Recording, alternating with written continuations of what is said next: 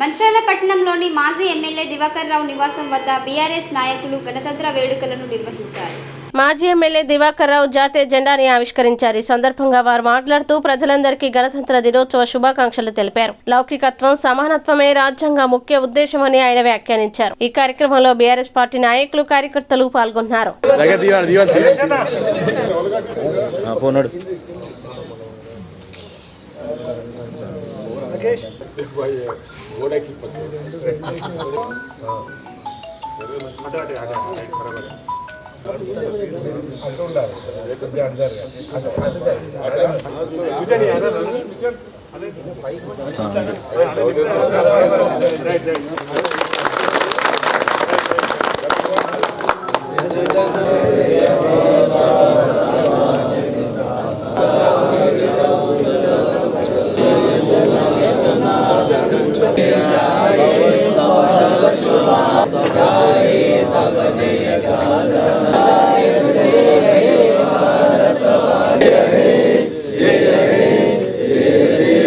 महात्मा गांधी की, doctor B R.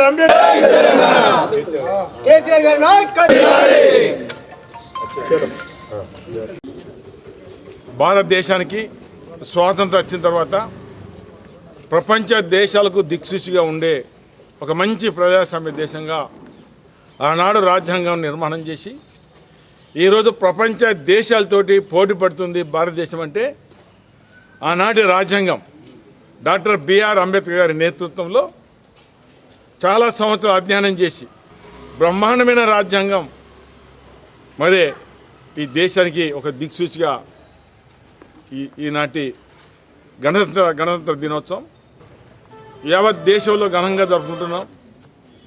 అన్ని దేశాల కన్నా మిన్నగా ఒక మంచి ప్రజాస్వామిక దేశం ఉన్నదంటే అది భారతదేశం. అన్ని కులాలకు, అన్ని మతాలకు, ఉన్నవారు లేనివారని తారతమ్యం లేకుండా ప్రతి పేదవారు, ఉన్నత వర్గాలు కూడా అందరికీ సమాన నాయకత్వం ఉండే దిశగా మన రాజ్యాంగంలో పొందపరిచిన సందర్భాలు, పొందపరిచిన విధంగా కేసీఆర్ నాయకత్వం మనం తెలంగాణ తెచ్చుకున్నామంటే అంబేద్కర్ రచించిన రాజ్యాంగానికి, ఆ రాజ్యాంగం వల్లనే మనకు తెలంగాణ వచ్చిన మాట కూడా చెప్పడం జరుగుతుంది. అటు భారతదేశం కావచ్చు, మరి రాజ్యాంగాన్ని కొన్ని సందర్భాలు విస్మరిస్తున్న సందర్భాలు. అదేవిధంగా మన రాష్ట్రంలో కూడా పూర్తిగా రాజ్యాంగం ప్రకారంగా ప్రభుత్వాలు నడవాలి. అంబేద్కర్ ఏదైతే రాజ్యాంగం నిర్మాణం చేసిందో అందులో పొందపరిచిన విధంగా ఆ రకంగా ఈ రాష్ట్రంలో కూడా పరిపాలన ఉండాలి.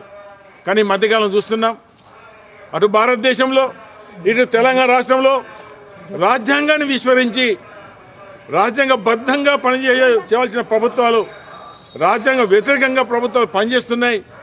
ఇది ప్రజలు గమనించాలి, యువత గమనించాలి. ఎవరైతే రాజ్యాంగం పూర్తిగా అధ్యయనం చేసి రాజ్యాంగం పొందపరిచిన విధంగా కేంద్ర ప్రభుత్వాలు, రాష్ట్ర ప్రభుత్వాలు పరిపాలిస్తాయో అప్పుడే ఈ దేశ ప్రజలకు మేలు జరుగుతుంది.